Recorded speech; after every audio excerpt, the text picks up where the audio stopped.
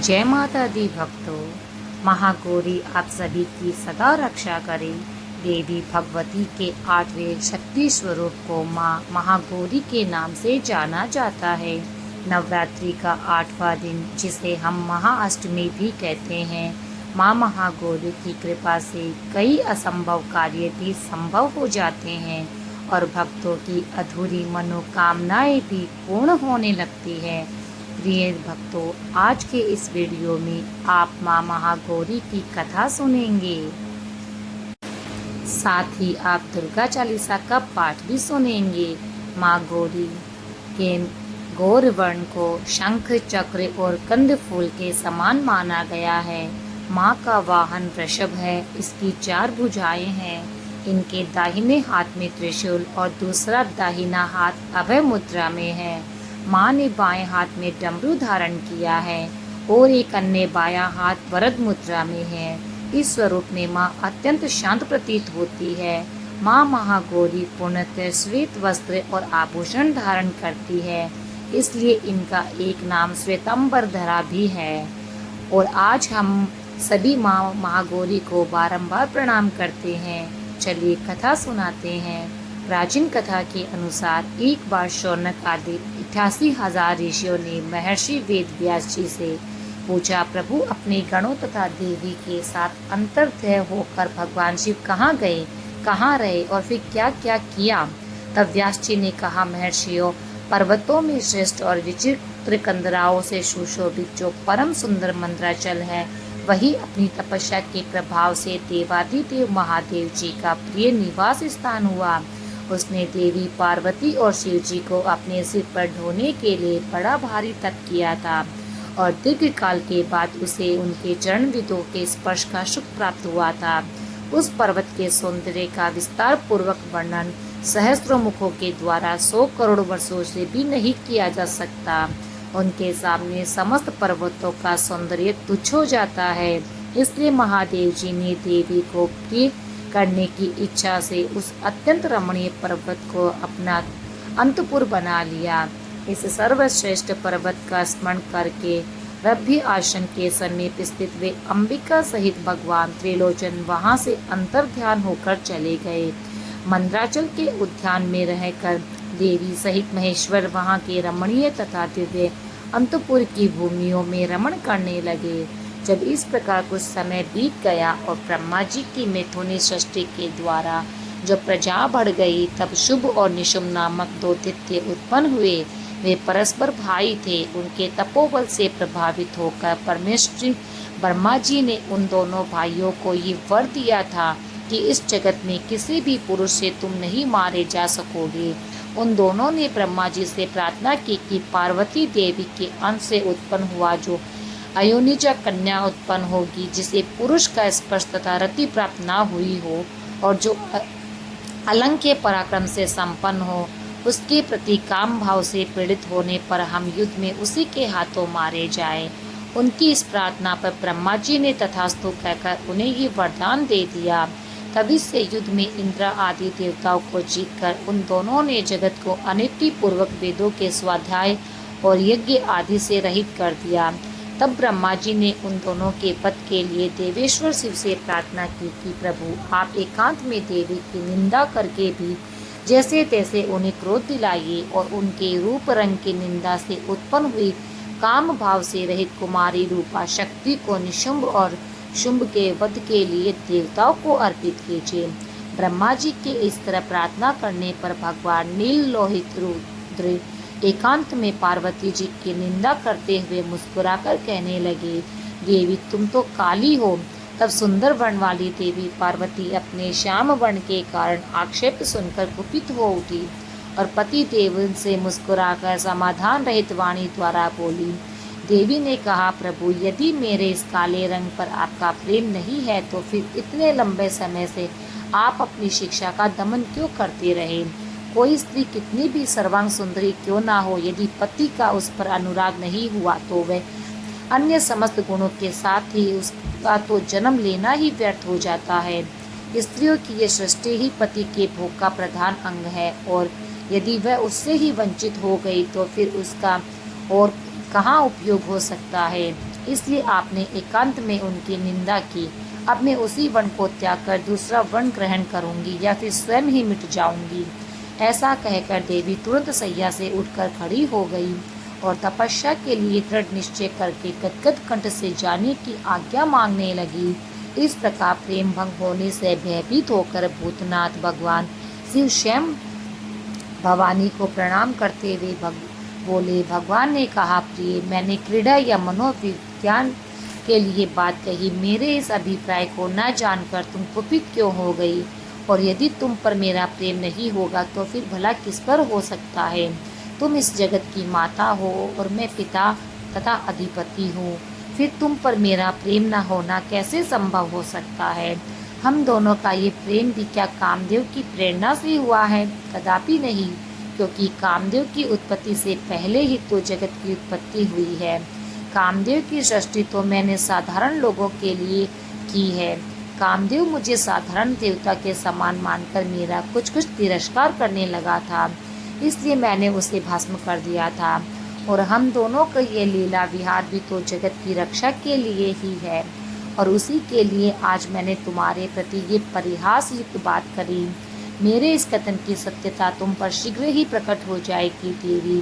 तब देवी पार्वती जी ने कहा, भगवान, पति के प्यार से वंचित होने पर जो नारी अपने प्राणों का भी परित्याग नहीं कर देती, वह कुलांगना और शुभ लक्षणा होने पर भी सत्पुरुषों द्वारा निंदित ही करी जाती है। मेरा शरीर गौरव का नहीं है और इस बात को लेकर आपको खेद होता है ना?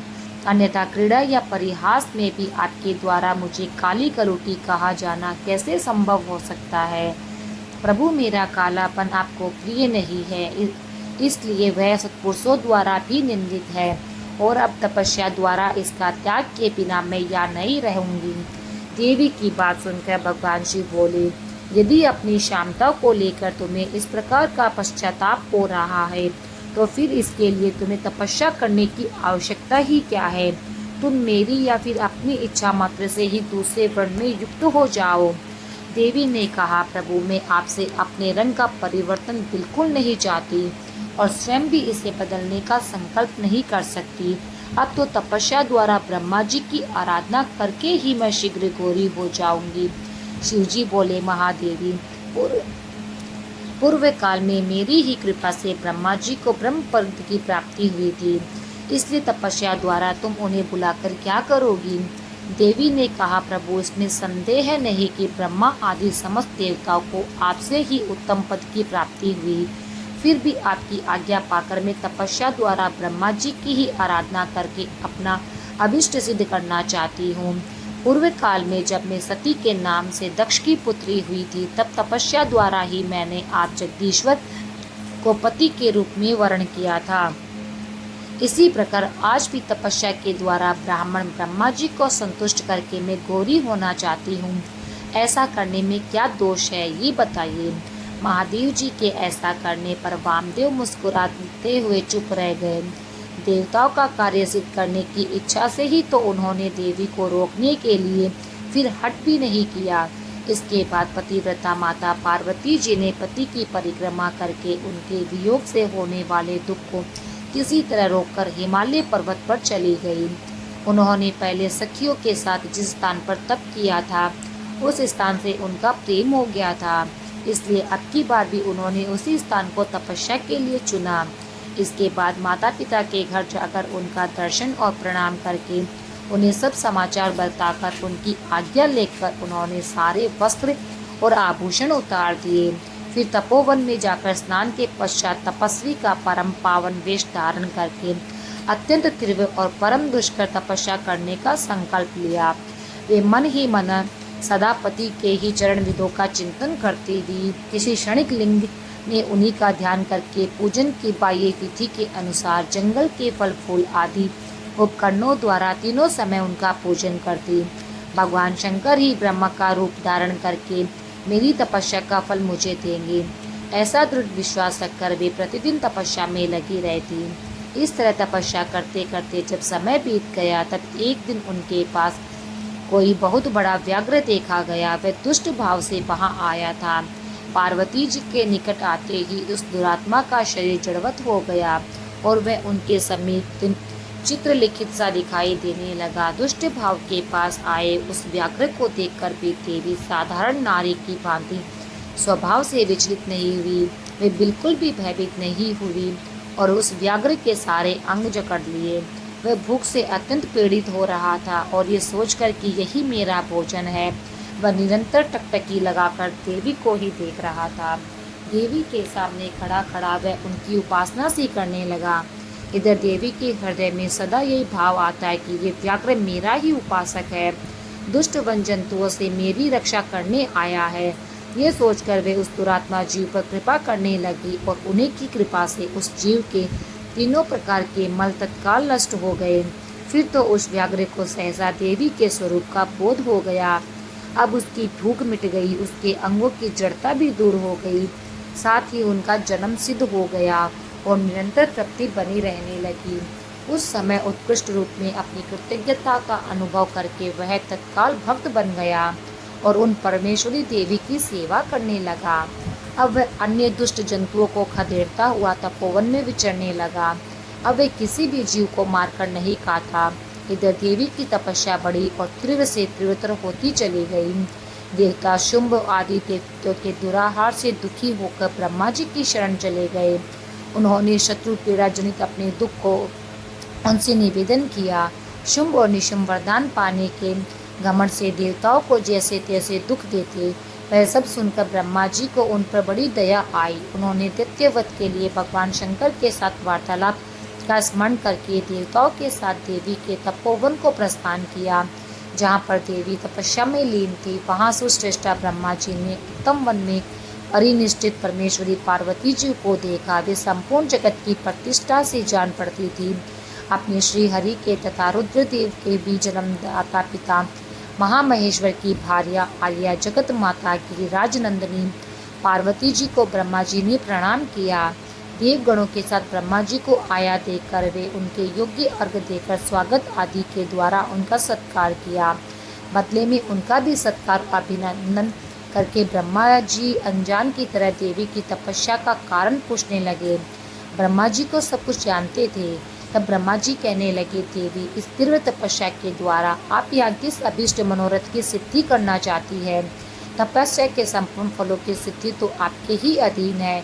जो समस्त लोकों के स्वामी हैं, उन्हीं परमेश्वर को पति के रूप में पाकर आपने जो तपस्या का संपूर्ण फल प्राप्त कर लिया है, ये सारा ही क्रियाकलाप आपका लीलावास है। परंतु देवी, आश्चर्य की बात तो यह है कि आप इतने दिनों से महादेव जी के विरह का कष्ट कैसे सह रही थी? देवी ने कहा, ब्राह्मण, जब सृष्टि के आदि काल में महादेव जी से आपकी उत्पत्ति सुनी जाती है, तब समस्त प्रजाओं में प्रथम होने के कारण आप मेरे ज्येष्ठ पुत्र हैं। और फिर जब प्रजा की वृद्धि के लिए आपके ललाट से भगवान शिव का प्रादुर्भाव हुआ, तब आप मेरे पति के और पिता और मेरे ससुर होने के कारण गुरुजनों की कोटि में आ जाते हैं। और जब मैं ये सोचती हूँ कि स्वयं मेरे पिता गिरिराज हिमालय आपके पुत्र हैं, तब आप मेरे साक्षात पितामह लगते हैं। लोक पितामह, इस तरह आप लोक यात्रा के विधाता है। अंतःपुर में पति के साथ जो वृतांत घटित हुआ, उसे मैं आपके सामने कैसे कह सकूंगी? इसलिए यहाँ बहुत कहने से क्या लाभ है। ब्रह्मा जी, मेरे शरीर में जो ये कालापन है, इसे सात्विक विधि से त्याग कर मैं गौरी वर्ण होना चाहती हूँ। ब्रह्मा जी बोले, देवी, इतने ही प्रयोजन के लिए आपने ऐसा कठोर तप क्यों किया? क्या इसके लिए आपकी इच्छा मात्र पर्याप्त नहीं थी, या फिर यह भी कोई लीला है? जगन माता, आपकी लीला भी तो लोक हित के लिए होती है। इसलिए आप इसके द्वारा मेरे एक अभिष्ट फल की सिद्धि कर दीजिए। निशुंभ और शुंभ नामक दो दैत्य हैं, उनको मैंने वर दे रखा है। इससे उनका घमंड बढ़ गया है और वे देवताओं को परेशान कर रहे हैं। उन दोनों को आपके ही हाथों मारे जाने का वरदान मुझसे मिला हुआ है। इसलिए अब विलंब करने से लाभ नहीं है। आप क्षण भर के लिए सुस्थिर हो जाइए। आपके द्वारा जो शक्ति रची या छोड़ी जाएगी, वही उन दोनों के लिए काल हो जाएगी। ब्रह्मा जी के इस प्रकार से प्रार्थना करने पर गिरिराज कुमारी देवी पार्वती सहसा अपनी काली त्वचा के आवरण को उतार कर गौरी वर्ण हो गई। त्वचा कोश अर्थात काली त्वचा का आवरण को त्याग कर उनकी शक्ति थी। उनका नाम कौशिकी हुआ। वे काले मेघ के समान कांति वाली कृष्ण वरना कन्या हो गई। देवी की वह मायामयी शक्ति ही योग निद्रा और वैष्णवी कहलाई। उसके 8 बड़ी बड़ी भुजाएं थी। उनके उन हाथों में शंख चक्र और त्रिशूल आदि आयुध धारण कर रखे थे। उस देवी के 3 रूप है, सौम्य, घोर और मिश्रण। वह तीनों नेत्रों से युक्त थी। उसने मस्तक पर अर्धचंद्र का मुकुट धारण कर रखा था। उसे पुरुष का स्पर्श तथा रति का योग प्राप्त नहीं था और वह अत्यंत सुंदरी थी। देवी ने अपनी इस सनातन शक्ति को ब्रह्मा जी के हाथ में दे दिया। वही दैत्य प्रवर शुंभ और निशुंभ का वध करने वाली देवी हुई। उस समय प्रसन्न हुए ब्रह्मा जी ने उस पराशक्ति की सवारी के लिए एक प्रबल से प्रदान किया जो उसके साथ ही आया था। उस देवी के रहने के लिए ब्रह्मा जी ने विंध्यगिरी पर वास स्थान दिया और वहां नाना प्रकार के उपचारों से उनका पूजन किया। विश्वकर्मा ब्रह्मा जी के द्वारा सम्मानित हुई वह शक्ति अपनी माता गौरी को और ब्रह्मा जी को क्रम से प्रणाम करके अपने ही अंगों से उत्पन्न और अपने ही समान शक्तिशालिनी बहुत संख्यक शक्तियों को साथ लेकर दैत्य शुंभ निशुंभ को मारने के लिए उद्यत होकर विंध्य पर्वत की ओर चल पड़ी। उसने युद्ध में मैदान में उन दैत्य राजाओं को मार गिराया। कौशिकी को उत्पन्न करके उसे ब्रह्मा जी के हाथ में देने के पश्चात गौरी देवी ने प्रत्युपकार के लिए पितामह ब्रह्मा जी से कहा, क्या आपने मेरे आश्रम में रहने वाले इस व्याघ्र को देखा है? ब्रह्मा जी, इसने दुष्ट जंतुओं से मेरे तपोवन की रक्षा की। ये मुझ में अपना मन लगाकर अनन्य भाव से मेरा भजन करता है, अतः इसकी रक्षा के सिवा दूसरा कोई और मेरा प्रियकारी नहीं है, अतः मेरे अंतपुर में विचरने वाला होगा। भगवान शंकर इसे प्रसन्नतापूर्वक गणेश्वर का पद प्रदान करेंगे। मैं इसे आगे करके सखियों के साथ अब यहाँ से जाना चाहती हूँ। इसके लिए आप मुझे आज्ञा दें, क्योंकि आप प्रजापति है। देवी के ऐसा कहने पर उन्हें भली भांति जान हंसते और मुस्कुराते हुए ब्रह्मा जी उस व्याघ्र की पुरानी क्रूरता पूर्ण करतूतें बताते हुए उसकी दुष्टता का वर्णन करने लगे। ब्रह्मा जी ने कहा, देवी, कहाँ तो पशुओं में क्रूर व्याघ्र और कहाँ ये आपकी मंगलमय कृपा। आप विषधर सर्प के मुख में साक्षात अमृत क्यों सींच रही है? ये केवल व्याघ्र के रूप में रहने वाला कोई दुष्ट निशाचर है। इसने तो बहुत सी गौओं और तपस्वी ब्राह्मणों को खा डाला। ये उन सबको अच्छा अनुसार ताप देता हुआ मनमाना रूप धारण करके विचरता है, इसलिए इसे अपने कर्म का फल अवश्य भोगना चाहिए। ऐसे दुष्टों पर आपको कृपा करने की कोई आवश्यकता नहीं। इस स्वभाव से ही कलुषित चित्त वाले दुष्ट जीव से देवी को क्या काम? तब देवी बोली, आपने जो कुछ कहा वह सब ठीक है, ये ऐसा ही सही, फिर भी मेरी शरण में आ गया, इसलिए मुझे इसका त्याग नहीं करना चाहिए। ब्रह्मा जी ने कहा, देवी, इसकी आपके प्रति भक्ति है। इस बात को जाने बिना ही मैंने आपके समक्ष इसके पूर्व चरित्र का वर्णन कर दिया। यदि इसके भीतर भक्ति है तो पहले के पापों से भला इसका क्या बिगड़ने वाला है, क्योंकि आपके भक्त का तो कभी नाश नहीं होता। जो आपकी आज्ञा का पालन नहीं करता वह पुण्य कर्मा होकर भी क्या करेगा। देवी, आप ही अजन्मा बुद्धिमती पुरातन शक्ति और परमेश्वरी है।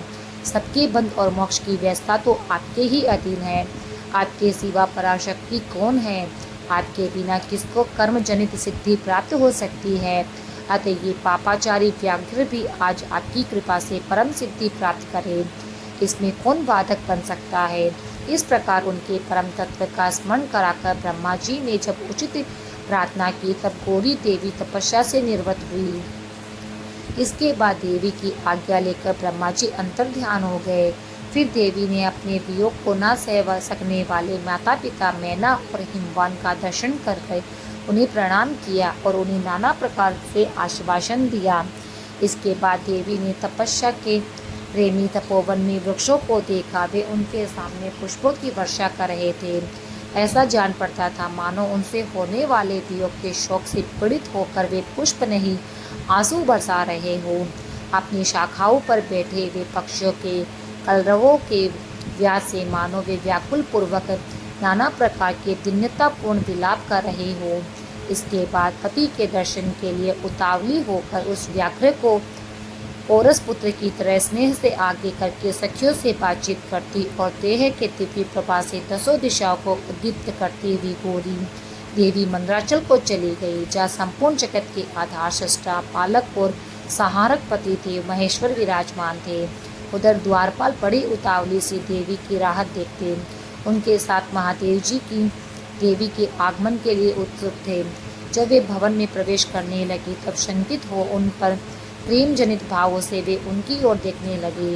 देवी भी उनकी ओर उन्हीं भावों से देख रही थी। उस समय उस भवन में रहने वाले श्रेष्ठ पार्षदों ने देवी की वंदना करी। फिर देवी के विनियत वाणी द्वारा भगवान त्रिलोचन को प्रणाम किया। वे प्रणाम करके अभी उठने भी नहीं पाई कि परमेश्वर ने उन्हें दोनों हाथों से पकड़कर बड़े आनंद के साथ हृदय से लगा लिया। फिर मुस्कुराते हुए एकटक नेत्रों से उनके मुखचंद्र की सुधा का पान करने लगे। फिर उनसे बातचीत करने के लिए उन्होंने पहले अपनी ओर से वार्ता प्रारंभ की। देवादिदेव महाराज जी बोले, सर्वांग सुंदरी प्रिय, क्या तुम्हारी वह मनोदशा दूर हो गई जिसके रहते तुम्हारे क्रोध के कारण मुझे अनुन्य विनय तक का कोई भी उपाय नहीं सूझा था। यही साधारण लोगों की भांति हम दोनों भी एक दूसरे के अप्रिय का कारण विद्यमान है। तब तो इस चराचर जगत का नाश हुआ ही समझना चाहिए। मैं अग्नि के मस्तक पर स्थित हूँ और तुम सोम के। हम दोनों से ही ये अग्नि सोमास्तक जगत प्रतिष्ठित है। जगत के हित के लिए स्वेच्छा से ही शरीर धारण करके विचरने वाले हम दोनों के वियोग में ये जगत तो निराधार हो जाएगा। इसमें शस्त्र और युक्ति से निश्चय किया हुआ दूसरा हेतु भी है। ये स्थावर जंगम रूप जगत वाणी को अर्थमय ही है। तुम साक्षात वाणी में अमृत हो और मैं अर्थ में परम उत्तम अमृत हूँ। ये दोनों अमृत एक दूसरे से विलग कैसे हो सकते हैं? तुम मेरे स्वरूप का बोध कराने वाली विद्या हो। मैं तुम्हारे दिए हुए विश्वासपूर्ण बोध के जानने योग्य परमात्मा हूँ। हम दोनों क्रमशः विद्यात्मा और विद्यात्मा है। फिर हम दोनों में वियोग होना कैसे संभव है? मैं अपने प्रयत्न से जगत की सृष्टि और संहार नहीं करता। एकमात्र आज्ञा से ही सत्य सृष्टि और संहार उपलब्ध होते हैं, और जब तक कि आज्ञा मुझे प्राप्त हो जाती मेरे लिए सब कुछ असंभव है। और देवी, ये अत्यंत गौरवपूर्ण आज्ञा तुम ही हो।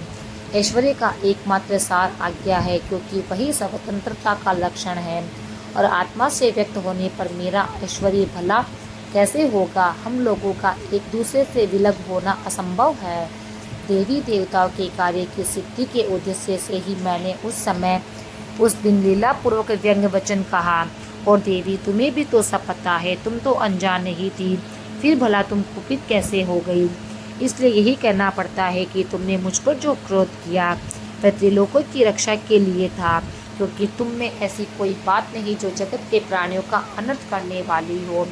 इस प्रकार प्रिय वचन बोलने वाले साक्षात परमेश्वर शिव के प्रति श्रृंगार रस में सारभूत भावों की प्राकृतिक जन्मभूमि देवी पार्वती अपने पति की कही भी ये मनोहर बातें सुनकर इसे सत्य जानकर मुस्कुराई। लज्जावश वे कुछ कह न सकी, लेकिन कौशिकी के यश का वर्णन छोड़कर और कुछ भी उन्होंने नहीं कहा। देवी ने कौशिकी के विषय में जो कुछ कहा अब उसका वर्णन करते हैं। देवी बोली, भगवान, मैंने जिन कौशिकी की सृष्टि की उसे क्या आपने नहीं देखा? वैसी कन्या ना तो इस लोक में हुई है और ना कभी होगी। ऐसा कहकर देवी ने अपने विद्य पर्वत पर निवास करने और युद्ध के मैदान में शुभ और निशुंभ का वध करने, उन पर विजय पाने का प्रसंग सुनाकर उसके बल पराक्रम का वर्णन महादेव जी के सम्मुख रखा। इसके साथ ये भी बताया कि वह उपासना करने वाले लोगों को सदा प्रत्यक्ष फल देती है तथा निरंतर लोगों की रक्षा करती रहती है। प्रभु, इस विषय में ब्रह्मा जी ही आपको सहायक बातें बताएंगे। उस समय इस प्रकार बातचीत करती हुई देवी के आज्ञा से ही एक सखी ने उस व्याघ्र को लाकर उनके सामने खड़ा कर दिया। उसे देखकर देवी कहने लगी, देव, ये व्याघ्र मैं आपके लिए भेंट स्वरूप लाई हूँ। आप इसे देखिए, इसके समान मेरा उपासक दूसरा कोई नहीं। इसने तो दुष्ट जंतुओं के समूह से मेरे तपोवन में रक्षा करी। ये मेरा अनन्य भक्त है। इसने जिस प्रकार मेरी रक्षा की, अभी मेरा विश्वास पात्र बन गया। मेरी प्रसन्नता के लिए देखिए प्रभु, ये अपना क्षेत्र यहाँ छोड़कर आ गया। महेश्वर, यदि मेरे आने से आपको प्रसन्नता हुई और यदि आप मुझसे अत्यंत प्रेम करते हैं तो मैं चाहती हूँ कि ये नंदी की आज्ञा से मेरे अंतपुर के द्वार पर अन्य रक्षकों के साथ उन्हीं के चिन्ह धारण करके सदा स्थित रहे। तब देवी के इस प्रकार मधुर और अत्यंतोगत्व प्रेम बढ़ाने वाले शुभ वचनों को सुनकर महादेव कहने लगे, देवी में अत्यंत प्रसन्न हुई। फिर तो ये वह व्याघ्र उसी क्षण लचकती हुई स्वर्ण जटित वेद की छड़ी, रत्नों से जड़ित विचित्र कवच, सर्प की सी आकृति वाली छुरी और रक्षकोचित वेश धारण किए गणाध्यक्ष के पद पर प्रतिष्ठित दिखाई दिया। उसने उमा सहित महादेव और नंदी को आनंदित किया था, इसलिए सोमनंदी नाम से विख्यात हुआ। इस प्रकार देवी का प्रिय कार्य करके चंद्राद्र भूषण महादेव जी ने उन्हें रत्नभूषित दिव्य आभूषणों से भूषित किया। चंद्रभूषण भगवान शिव ने सर्व मनोहारिणी की राजकुमारी गौरी देवी को पलंग पर बिठाकर उस समय सुंदर अलंकारों से स्वयं ही उनका श्रृंगार किया और इस प्रकार देवी महागौरी के नाम से विख्यात हुई। सभी प्रेम से बोलिए, महागौरी की जय हो। त्रेता युग में जब पृथ्वी पर रावण, खरदूषण, त्रिशिरा, ताड़का आदि राक्षसों ने अपने अत्याचार से धर्मात्मा साधु जनों का जीना दुर्लभ कर दिया, अत्याचार इतना बढ़ गया कि सर्वत्र आसुरी प्रवृत्तियों का बोलबाला था। उस समय भगवती महाकाली, महालक्ष्मी और महासरस्वती, सावित्री एवं गायत्री आदि महाशक्तियों ने एक स्थान पर इकट्ठा होकर पृथ्वी पर धर्म की रक्षा के लिए अपने सम्मिलित तेज से एक दिव्य शक्ति को जन्म देने का निश्चय किया। फलस्वरूप उसी समय इन सभी देवियों के शरीर से तेज की एक एक किरण ने निकलकर एक स्थान पर संयुक्त होकर एक सुंदर दिव्य बालिका का स्वरूप धारण किया। उस दिव्य बालिका ने प्रकट होकर महाशक्तियों से पूछा, आपने मुझे किसके लिए जन्मा है, मेरा क्या नाम है और मुझे क्या करना है। ये सुनकर महादेवी ने उस दिव्य बालिका से कहा, हे कन्या, तुम्हारा नाम वैष्णवी है। पृथ्वी पर धर्म की रक्षा के उद्देश्य से हमने तुम्हारा प्राकट्य किया है। अब तुम दक्षिण भारत में रत्नाकर सागर के पुत्र में घर में पुत्री बनकर प्रकट हो। वहाँ तुम भगवान विष्णु के अवतार भगवान श्री रामचंद्र जी की पत्नी सीता का रावण द्वारा हरण करने पर उनकी रक्षा करना। इसके बाद तुम वैष्णव धर्म का प्रचार करना और अपनी आत्म प्रेरणा के अनुसार सब कार्यों को करना। इस घटना के कुछ समय बाद उस कन्या ने रत्नाकर सागर के घर में जन्म लिया। वहाँ उनका नाम वैष्णवी रखा गया। वैष्णवी ने अल्प आयु में ही अपनी रूप, गुण और अलौकिक शक्तियों से चमत्कृत करना आरंभ कर दिया। कुछ ही दिनों में उस दिव्य कन्या की प्रसिद्धि दूर दूर तक फैल गई। सहस्त्र व्यक्ति रत्नाकर सागर के यहाँ उस कन्या के दर्शन के लिए आते थे। कुछ समय बाद वह दिव्य कन्या अपने पिता से आज्ञा प्राप्त कर समुद्र के तट पर एक निर्जन प्रांत में कुटी बनाकर रहने लगी। वहाँ हर समय श्री रामचंद्र जी का ध्यान करने लगी। उनकी तपस्या को देखकर सूर्य नारायण ने उसे एक दिव्य कमंडल भेंट किया, जो भगवान विष्णु ने श्री रामचंद्र जी के रूप में अयोध्या में अवतार लिया। वे अपने पिता राजा दशरथ की आज्ञा से वनवासी हुए। उस समय वह कन्या वैष्णवी समुद्र तट पर अपनी कुटिया में समाधि लगाए हुए श्री रामचंद्र जी के आगमन की प्रतीक्षा कर रही थी। रावण के द्वारा सीता जी का हरण कर लिया जाने पर श्री रामचंद्र जी वानर भालुओं की सेना को लेकर जब लंका जाने के लिए समुद्र तट पर पहुंचे तो वहां उन्होंने उस समाधिमान कन्या को देखा। श्री रामचंद्र जी उसकी कुटिया में गए। रामचंद्र जी के पहुंचने पर वैष्णवी की समाधि भंग हो गई। रामचंद्र जी को अपने सन्मुख देखकर उसे अत्यंत प्रसन्नता हुई। विधिवत स्वागत सत्कार करने के बाद उसने श्री रामचंद्र जी की स्तुति की। जब रामचंद्र जी ने उस कन्या से तपस्या का कारण पूछा तो और उसका परिचय पूछा तो उन्होंने उत्तर दिया, मैं प्रभु के रत्नाकर सागर की पुत्री वैष्णवी हूँ। मैंने आपको पति के रूप में प्राप्त करने का संकल्प किया और इसी के लिए मैं इतने दिनों से तपस्या कर रही हूँ। अब कृपा करके आप मुझे अपनी पत्नी के रूप में स्वीकार करें। ये सुनकर रामचंद्र जी ने कहा, हे सुंदरी, अपने इस अवतार में मैंने एक पत्नी व्रत होने का संकल्प धारण किया है, फिर भी तुम्हारी तपस्या का फल तुम्हें प्राप्त होगा। अतः मैं ये शर्त रखना चाहता हूँ कि रावण का वध करने के बाद किसी दिन तुम्हारी इस कुटिया पर वेश बदल कर आऊँगा। उस समय यदि तुम मुझे पहचान लोगी तो मैं तुम्हें पत्नी के रूप में ग्रहण कर लूँगा, अन्यथा जो दयाव अच्छा होगी। इतना कहकर श्री रामचंद्र जी वहाँ से चलाए गए। वैष्णवी पहले की तरह समाधि में लीन हो गई। रावण का वध करने के बाद जब श्री रामचंद्र जी अयोध्या वापस लौट आए तो एक रात स्वप्न में उन्होंने उस समुद्र तटवासिनी कन्या को देखा। उस स्वप्न के कारण श्री रामचंद्र जी को अपने दिए हुए वचन की याद आई। फलतः वे एक दिन अपने भाई लक्ष्मण जी के साथ एक वृद्ध साधु का वेश बनाकर वैष्णवी की कुटिया पहुँचे। उस रूप में वैष्णवी उन्हें पहचान नहीं पाई। तब रामचंद्र जी ने स्वयं ही अपना परिचय देते हुए कहा, हे देवी देव, को ये स्वीकार नहीं है कि वह मेरे संकल्प की पूर्ति ना होने दें। इस अवतार में मैं एक पत्नी व्रत ही रहना चाहता था, इस कारण तुम मुझे इस बदले हुए वेश में नहीं पहचान सकी। इससे तुम्हारा कोई दोष नहीं, विधाता का विधान ही ऐसा था। जब श्री रामचंद्र जी के मुख से इन शब्दों को सुना तो वैष्णवी अत्यंत दुखी हुई और पश्चाताप करने लगी। तब श्री रामचंद्र जी ने आश्वासन देते हुए कहा, हे कल्याणी, तुम मन से दुखी मत हो। कलयुग में जब मेरा कल्कि अवतार होगा तब मैं तुम्हें अपनी शक्ति के रूप में ग्रहण करूंगा।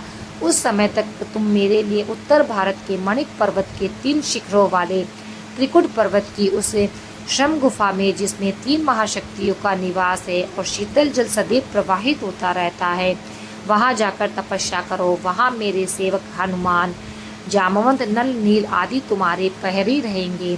उस स्थान पर सभी लोग तुम्हारे दर्शनों को पहुंचा करेंगे और संपूर्ण भारत में तुम्हारी ख्याति और महिमा फैलेगी। तुम इस क्षेत्र में रहकर आसुरी वृत्ति वाले दुष्ट राजा भैरव का संहार करके धर्म का प्रचार करना। सूर्य नारायण ने तुम्हें जो दिव्य कमंडल दिया है उससे तुम्हें सब प्रकार के भोजन और कंद मूल फल आदि की प्राप्ति होती रहेगी। ये कहकर श्री रामचंद्र जी अयोध्या चले गए। तब वैष्णवी भी त्रिकुट पर्वत पर जाकर निवास करने लगी। देवी वैष्णवी ने उस क्षेत्र में देवी संपत्ति तथा वैष्णव धर्म का प्रचार करना प्रारंभ कर दिया। कलयुग आने पर उस क्षेत्र में भैरव बलि नामक एक दुष्ट राजा ने सतलुज से लेकर झेलम नदी तक अपना राज्य स्थापित कर लिया। वह आसुरी भाव से संपन्न वैष्णव धर्म का घोर विरोधी था। वैष्णव धर्म के अनुयायियों पर वह तरह तरह के अत्याचार करता। उसके कारण उसके क्षेत्र के निवासी भगवत भक्तों में हाहाकार मच गया। वैष्णवी देवी ने जब ये देखा तो उन्होंने भैरव बलि के विरुद्ध समस्त वैष्णव को एकत्रित करके भगवान भक्ति के प्रचार का आंदोलन प्रारंभ कर दिया। भगवती के चमत्कारों को देखकर सहस्त्र व्यक्तियों ने उनके अनुयायी बन गए और भगवती की प्रसिद्धि और चमत्कारों की चर्चा जब भैरव बलि के कानों में पहुंची तब उसने भगवती की परीक्षा लेने का निश्चय किया। फिर एक बार देवी भगवती ने क्षेत्र के निवासियों को एक भंडारा दिया। उस भंडारे में सहस्त्रों व्यक्ति सम्मिलित हुए।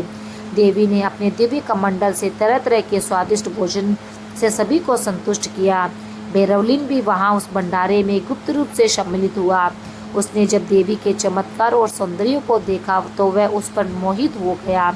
उसने मन ही मन निश्चय कर लिया कि मैं तो इस सुंदरी को पत्नी बनाऊंगा। वहां से लौटकर भैरव ने अपने दूत के साथ भगवती के पास ये समाचार भिजवाया कि राजा भैरव बलि तुम्हारे साथ विवाह करना चाहते हैं, इसलिए तुम उनके प्रस्ताव को स्वीकार कर लो। भगवती ने इस प्रस्ताव को ठुकराते हुए दूत को उत्तर दिया कि भैरव बलि अत्याचारी तथा अधर्मी है और मैं उसका सर्वनाश करके रहूंगी। दूत के मुख से भगवती के कहे हुए इन शब्दों को सुनकर भैरव बलि अत्यंत क्रोधित हो गया। उसने अपनी सेना लेकर भगवती से युद्ध करने का निश्चय किया। उधर भगवती ने भी अपने सैनिकों की व्यूह रचना कर भैरव बलि को दंड देने की ठान ली। कुछ समय बाद भैरव बलि के सैनिकों ने भगवती पर आक्रमण कर दिया। भगवती ने उनकी सेना को मार गिराया और उसके बाद वे स्वयं माई देवा नामक स्थान से हटकर भूमिका अर्थात भूमि नामक स्थान पर चली गई।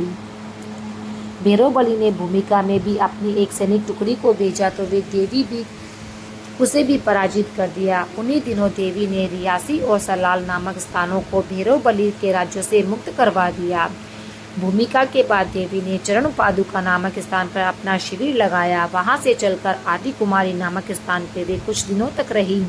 आदि कुमारी में भगवती ने अपने सैनिकों का जल कष्ट दूर करने के लिए सूखे तालाब को सुस्वाद जल से परिपूर्ण कर दिया, जो अभी तक विद्यमान है। भैरव बलि ने अपने सैनिकों के साथ इस स्थान पर तीनों ओर से चढ़ाई कर दी। इस स्थान पर जो भयंकर युद्ध हुआ उसमें भैरव बलि के असंख्य सैनिक और सेनापति हताहत हुए।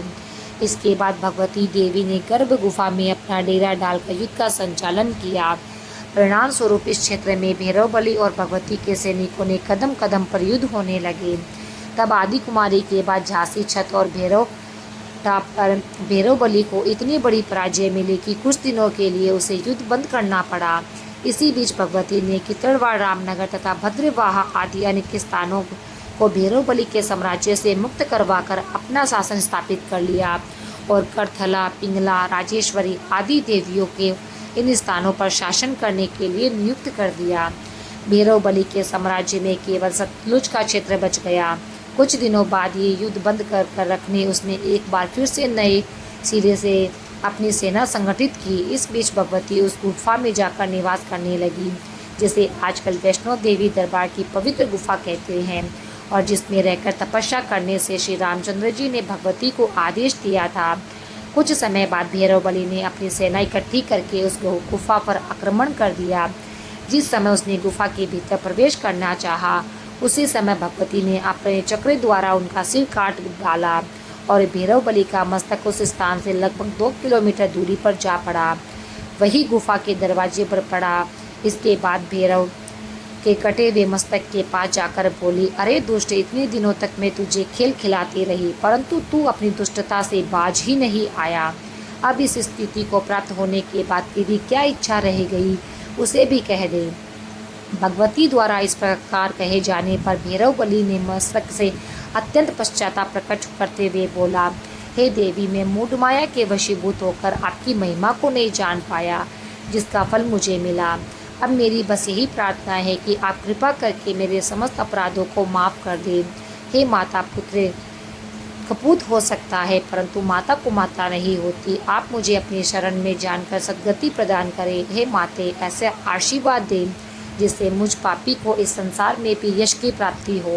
भैरव की इस विनती के वचनों को सुनकर वैष्णवी ने दयालु होकर उससे कहा, हे भैरव, तुम्हारी आसुरी भावना अब नष्ट हो चुकी है और तुमने शुद्ध आत्मा से प्रायश्चित करके मुझे प्रसन्न किया है। मैं तुम्हें वर देती हूँ कि भविष्य में मेरी पूजा के लिए जो लोग इस स्थान पर मेरे दर्शन के लिए आएंगे वे तुम्हारी भी पूजा करेंगे। वे मेरे दर्शनों के बाद तुम्हारे दर्शन करेंगे, इससे उनकी यात्रा सफल होगी और जो लोग तुम्हारे दर्शन नहीं करेंगे उनकी यात्रा कभी सफल नहीं होगी। इतना कहकर भगवती पुनः अपनी गुफा में जा पहुँची और भगवान श्री राम के ध्यान में लीन हो गई। भैरव का कटा हुआ मस्तक भी उसी स्थान पर पत्थर बन गया। भैरव को जो धड़ माता की गुफा के दरवाजे पर था वह भी पत्थर का हो गया। जिस स्थान पर भैरव का मस्तक गिरा वहाँ पर इन दिनों भैरव का मंदिर बन गया है। भगवती वैष्णवी की गुफा की यात्रा करने वाले भक्त माता के दर्शन करने के बाद लौटते समय भैरव मंदिर के भी दर्शन करते हैं, परंतु माता के दर्शन से पहले भैरव मंदिर के दर्शन नहीं करे जाते। ऐसी मान्यता है कि भगवती वैष्णवी अपनी पवित्र गुफा में समाधिस्थ होकर भगवान श्री राम का ध्यान कर रही है और कल्कि अवतार होने की प्रतीक्षा में है। पवित्र गुफा में जो 3 पिंडियाँ हैं वह भगवती, महाकाली, महालक्ष्मी और महासरस्वती के प्रतीक है।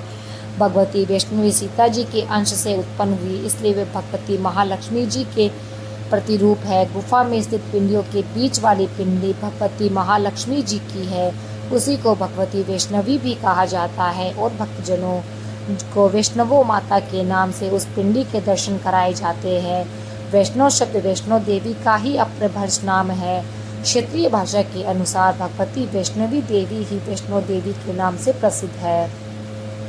कलयुग के अंत में भगवान विष्णु जब कल्कि अवतार लेंगे उस समय यही भगवती वैष्णवी देवी उनकी मुख्य शक्ति होगी।